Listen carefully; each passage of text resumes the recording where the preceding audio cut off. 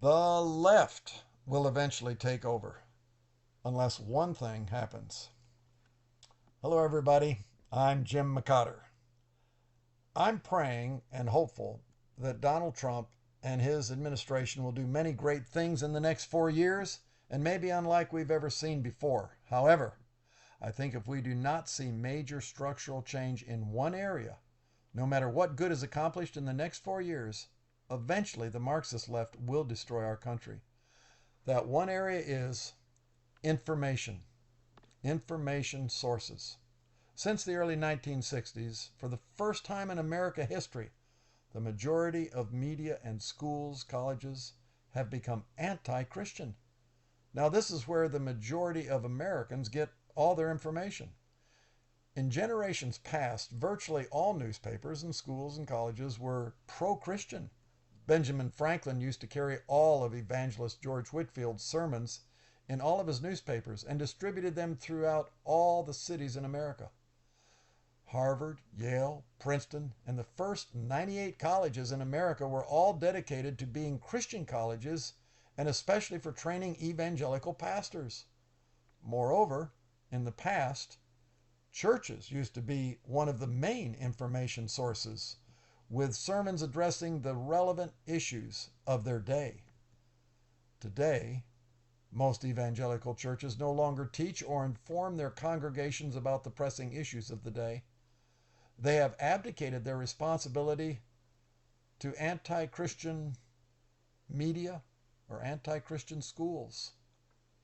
And when the kids graduate, then they get most of their information from the anti Christian media.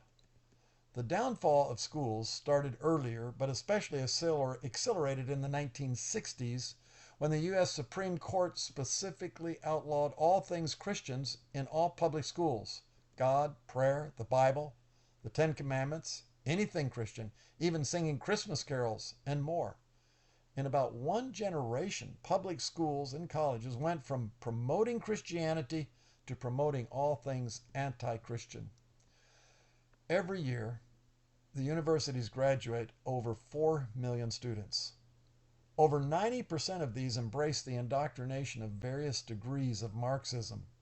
Then they become voters and passive or active destroyers of America and Christianity. But that's not all. Over 18 million students attend college at least the first year or two. And the first 2 years of all colleges are not focused on any student career, but only on today's so-called liberal arts, which are 2 years of total indoctrination of all Marxist worldview. And also, over 90% of these 18 million students embrace various indoctrinations of Marxism. They then become voters and passive or active destroyers of America and Christianity.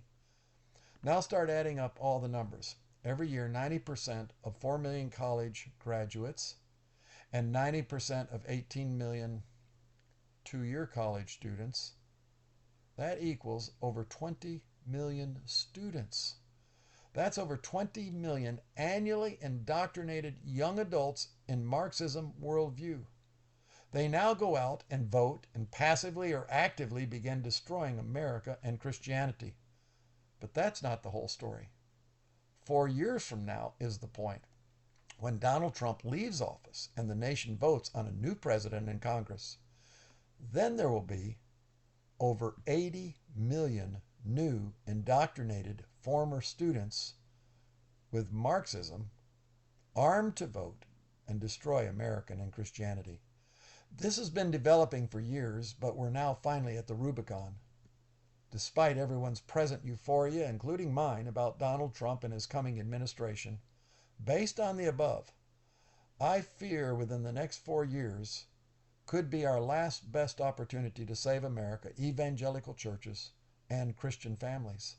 The Lord may have had mercy on us to give us 4 more years, but now there must be dramatic, really revolutionary change with America's two information sources in the next 2 years, with schools and with media.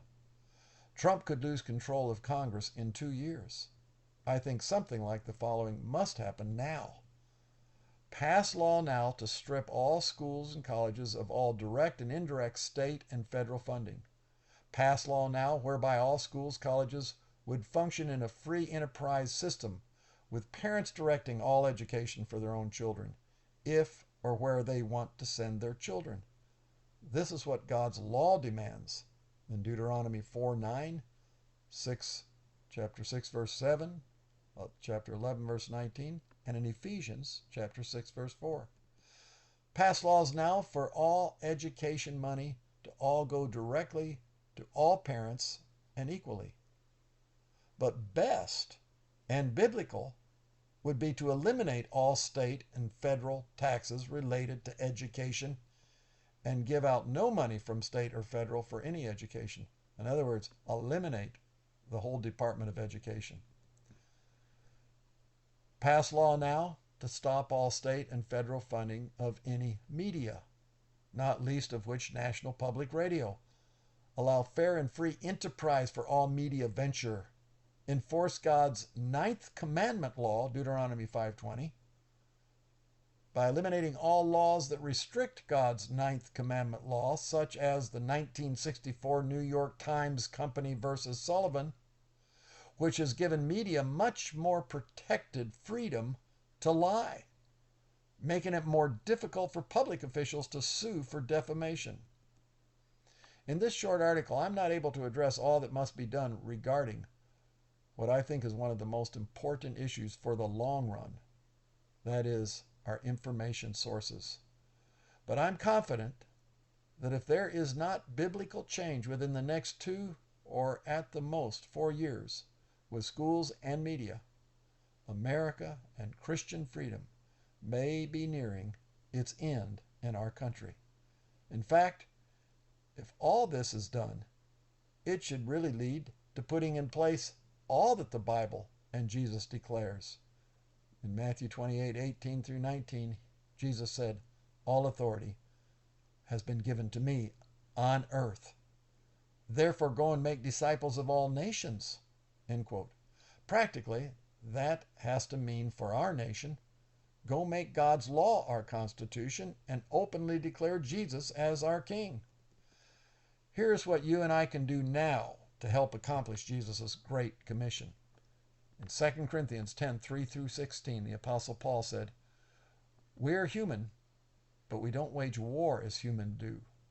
We use God's mighty weapons, not worldly weapons, to knock down the strongholds of human reasoning and to destroy false arguments. We destroy every proud obstacle that keeps people from the knowledge of God. We capture their rebellious thoughts and we teach them to obey Christ. And after you have become fully obedient, we will punish everyone who remains disobedient." End quote. The Apostle Paul also said, and I quote in Ephesians 6:12, "We fight against the rulers, against the powers, against the world forces of this darkness, against the spiritual forces of wickedness in the heavenly places." End quote. If you think the left resistance was dark and ugly before, we may now be in for the fight of our life, especially if we're serious about wanting this to be more than a slogan, one nation under God. This is truly demonic warfare. Christians may literally die if we don't fight now. And as Paul said in Ephesians 6:15 through 17, run to share the gospel. Take up the shield of faith to stop the fiery arrows of the devil, and to take up the sword of the Spirit, which is the word of God. End quote. I have only one final word for my fellow pastor watchmen. Ezekiel 33, verse 3 through 6.